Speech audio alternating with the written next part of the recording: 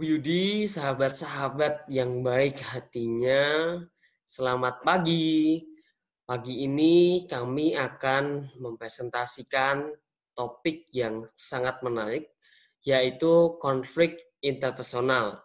Sebelumnya, saya ingin mengenalkan diri saya, yaitu Yohanes Maso, dan teman-teman saya ada Joshua, Stefanus Lee, ada Sevin, dan ada Mania. Nah, teman-teman, sahabat-sahabat, Bu Yudi tentu pernah mengalami konflik. Entah konflik dengan teman, entah konflik dengan sahabat, konflik dengan orang tua, konflik dengan pasangan, pacar mungkin, atau teman-teman mungkin pernah berkonflik juga lewat online text. Nah, pagi ini kita akan mendalami topik ini secara lebih mendalam. Selamat mengikuti. Oke, jadi definisi konflik. Konflik itu adalah percekcokan, perselisihan, ataupun pertentangan yang terjadi antara dua orang atau lebih. Nah, konflik itu sendiri bisa terjadi ketika orang satu saling tergantung. Saling tergantung ini dimaksudkan apa yang dilakukan orang tersebut mempengaruhi orang lain. Seperti misalnya sebuah organisasi. Jika ketua dari organisasi tersebut melakukan hal-hal yang tidak pantas untuk masyarakat, maka pandangan masyarakat terhadap organisasi itu serta anggotanya bakal buruk. Dan yang kedua, sama-sama menyadari kalau tujuan mereka tidak cocok. Jadi misalnya seperti kita lagi jalan sama teman kita ataupun pacar kita.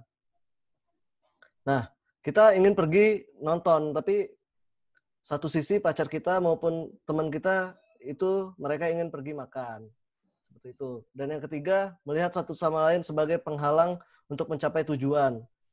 Misalnya, jika Mahar ingin tidur, tapi si Kevin datang ke kosnya untuk ngajak bermain game. Nah, itu bisa menjadi suatu konflik juga. Oke, jadi di dalam konflik ini ada mitos-mitos konflik. Mitos-mitos konflik itu yang pertama, konflik harus dihindari, dan yang kedua, ada konflik sama dengan hubungan bermasalah, dan yang ketiga, konflik merusak hubungan interpersonal, keempat, konflik destruktif ungkapkan sisi negatif, kelima, harus ada yang menang dan yang kalah. Nah, jadi konflik harus dihindari. Konflik harus dihindari ini adalah banyak sekali orang yang beranggapan bahwa konflik itu harus dihindari. Jika kita ada konflik dengan orang lain, kita harus menghindari konflik tersebut. Banyak juga orang yang beranggapan bahwa konflik itu akan selesai dengan waktu yang panjang. Dan juga ada konflik sama dengan hubungan bermasalah. Banyak orang yang mengatakan bahwa mereka yang melihat suatu pasangan jika mengalami percekcokan atau itu berbeda pendapat atau argumen, pasti hubungan mereka berada dalam masalah. Dan yang ketiga ada konflik merusak hubungan interpersonal. Konflik merusak hubungan interpersonal ini maksudnya orang mempercayai jika kita ada konflik dengan orang lain, pasti hubungan kedekatan maupun pertemanan kita dengan orang tersebut akan rusak. Dan yang keempat ada konflik destruktif, ungkapkan sisi negatif.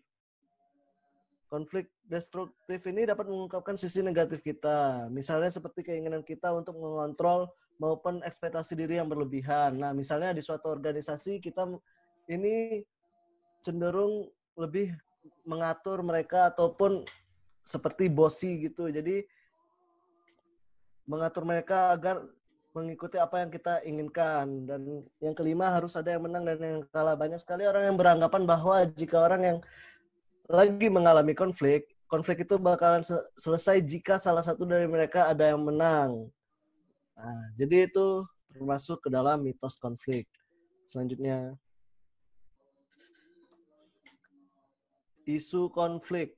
Isu konflik ini ada 4, terdiri dari 4 kalangan. Yang pertama, pasangan, isu konflik dalam pasangan, isu konflik dalam pekerjaan, isu konflik dalam pertemanan, dan isu konflik dalam online text. Sebelum kita membahas keempat isu konflik ini, kita melihat contoh video dari isu konflik dahulu.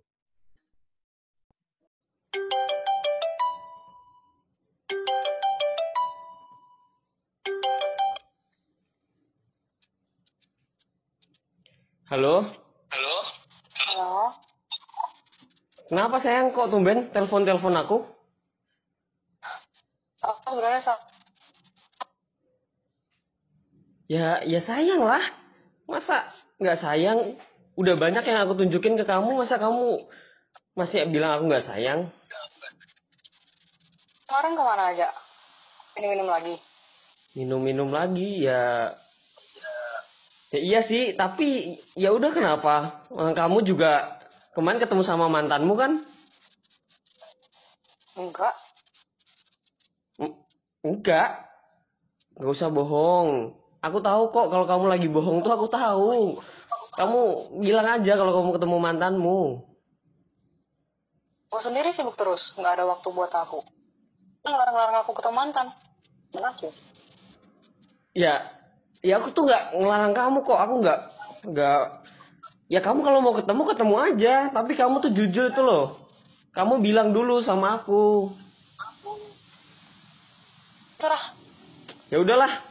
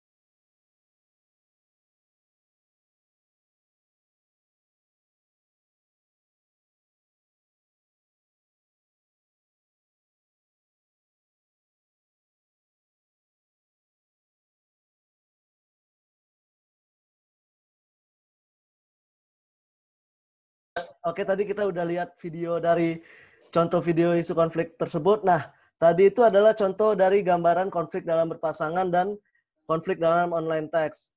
Konflik dalam berpasangan itu ada 6.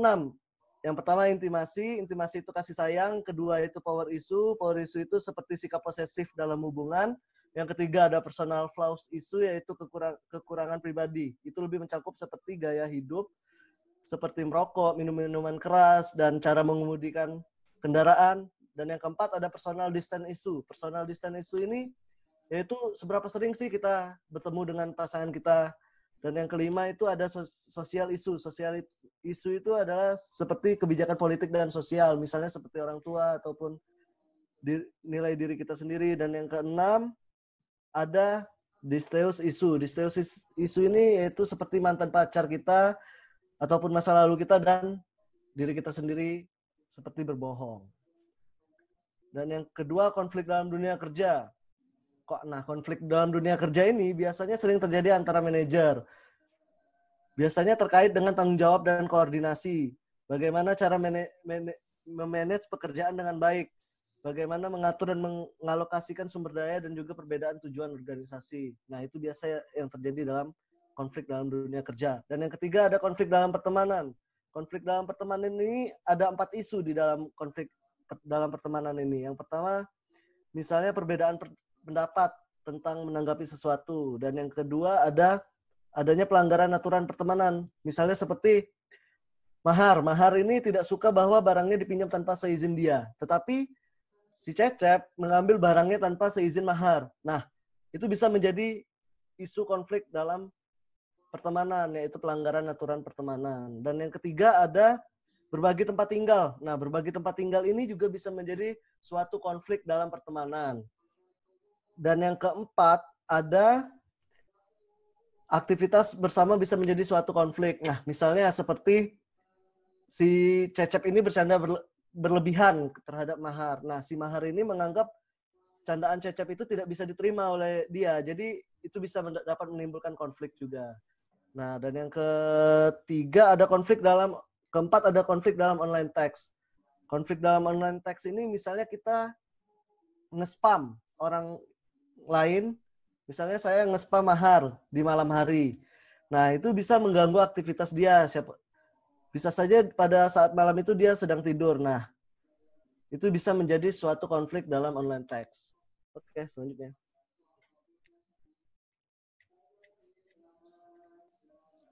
Oke, prinsip-prinsip konflik interpersonal. Itu ada apa aja? Nah, next. Jadi kalau konflik yang pertama itu ada konflik is inevitable, yaitu konflik merupakan hal yang tidak dapat dihindari atau pasti terjadi dalam suatu hubungan.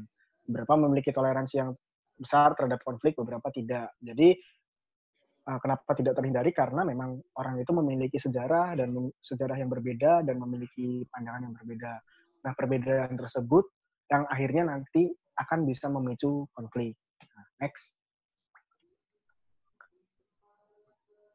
Lalu ada konflik can have negative and positive effect. Nah, jadi konflik itu ada efek positif dan negatif.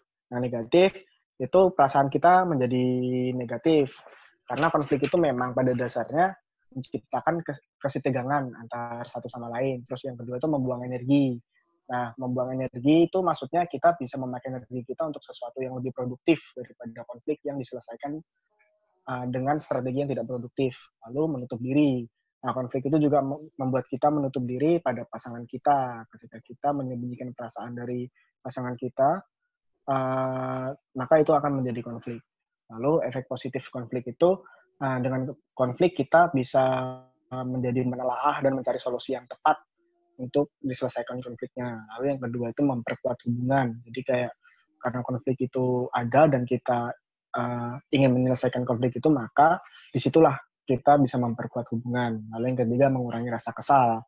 Jadi konflik itu bisa mengurangi rasa kesal ketika kita mau membicarakan konflik itu, misal dengan pasangan kita, dengan baik dan tidak ada yang disembunyikan, maka kita akan bisa menuruti apa yang diinginkan pasangan kita, lalu pasangan kita juga sebaliknya bisa menuruti apa yang kita inginkan. Gitu. Next. Baik, Bu Yudi dan sahabat-sahabat, selanjutnya prinsip yang ketiga adalah conflict influence by culture and gender. Ya, budaya dan gender sangat mempengaruhi konflik di dalam aspek-aspek yang akan nanti saya jelaskan. Baik, yang pertama culture influence. Budaya sangat mempengaruhi dalam berkonflik. Ada 4 hal yang dipengaruhi oleh budaya. Yang pertama adalah topics. Topics dalam konflik. Topik dalam konflik mengenai kesetaraan gender tentu akan dibahas dalam budaya Jawa yang menganut budaya patriarki, sedangkan kesetaraan gender ini tidak akan menjadi topik yang cukup berarti ketika dibahas di budaya Amerika Serikat. Lalu yang kedua adalah nature of conflicts, bagaimana pihak-pihak terkait yang terlibat dalam konflik memahami penyebab-penyebab konflik. Lalu yang ketiga, konflik strategis. Budaya mempengaruhi pihak-pihak yang berkonflik untuk menyusun, menentukan strategi terbaik untuk menyelesaikan konflik. Misal, wanita Afroamerika lebih memilih untuk menguasai jalannya konflik, sedangkan orang berkulit putih akan lebih memilih untuk segera mencari solusi yang tepat. Lalu yang keempat adalah norm of organization. Bagaimana norma sebuah organisasi mempengaruhi sebuah topik dalam konflik. Misal, budaya kolektif seperti Indonesia cenderung akan menghindari konflik dan berusaha untuk menemukan cara-cara untuk menghindari konflik. Sedangkan budaya di Amerika Serikat, di mana budaya individualistik, akan lebih tidak terlalu menghindari konflik. Budaya individualistik malah menerima konflik dengan baik, menggunakannya untuk memajukan dan memberikan solusi-solusi yang membangun. Selanjutnya adalah gender influence.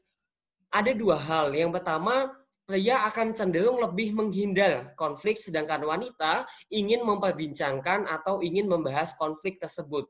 Lalu yang kedua, wanita lebih emosional, sedangkan pria lebih logis. Artinya wanita dalam menyelesaikan konflik atau berkonflik akan lebih menggunakan perasaan, sedangkan pria akan lebih menggunakan logis atau pikiran.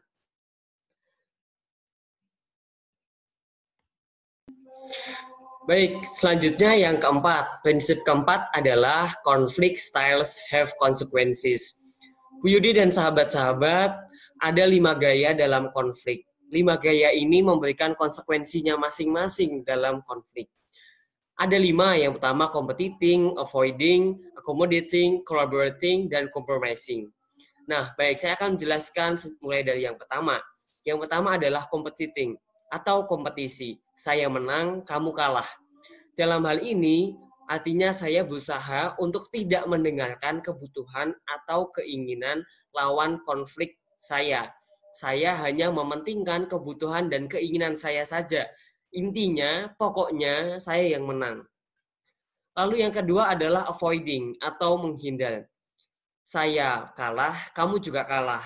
Nah, dalam hal ini, masing-masing pihak yang berkonflik selalu berusaha untuk menghindari bagaimana caranya untuk tidak saling berkonflik atau bertemu, membahas topik mengenai konflik tertentu, sehingga efek atau konsekuensinya masalah atau konflik yang sedang dibahas atau diperkonflikkan tidak akan selesai, tidak akan menemukan solusi karena masing-masing pihak, baik kita maupun lawan berkonflik kita, selalu menghindar satu sama lain. Lalu yang ketiga adalah accommodating. Accommodating atau saya kalah, kamu menang.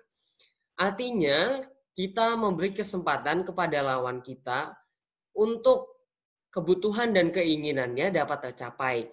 Kita mengorbankan kebutuhan dan keinginan kita untuk tidak tercapai. Sehingga lawan kita akan mengalami kemenangan dalam konflik. Sehingga kita dapat diartikan sebagai sikap mengalah dalam konflik ini. Konsekuensinya lawan kita akan menang dan kita akan merasa kalah. Mungkin ada perasaan kecewa. Lalu yang keempat adalah collaborating. Collaborating atau berkolaborasi. Kita maupun lawan berkonflik kita sama-sama berkolaborasi untuk menentukan solusi-solusi yang tepat sehingga saya menang, kamu menang. Kita mengcompare apa tuntutan-tuntutan kita, berkolaborasi sehingga masing-masing dari kita mendapatkan solusi yang sesuai masing-masingnya. Lalu yang kelima adalah compromising. Compromising atau berkompromi. Saya menang, kamu kalah, dan kamu menang, saya kalah. Artinya apa? Saya berikan contoh agar sahabat dan teman-teman, Bu Yudi juga dapat lebih memahami. Misalnya, suami dan istri ingin membeli mobil. Nah, suami ingin membeli mobil A, sedangkan istri ingin membeli mobil B. Nah, tuntutan yang berbeda, tetapi mereka berkompromi. Sehingga mereka akan tetap membeli mobil dengan mobil yang berbeda, tetapi dengan kualitas yang lebih rendah daripada sebelumnya, daripada tuntutan mereka. Sehingga intinya apa? Masing-masing dari pihak-pihak yang berkonflik mengurangi tuntutannya, mencari jalan tengah dan solusi yang terbaik untuk masing-masing dapat merasakan kalah maupun menang, Ya. Gitu, teman-teman, sahabat-sahabat, tentu lebih memahami prinsip keempat ini, conflict styles have consequences.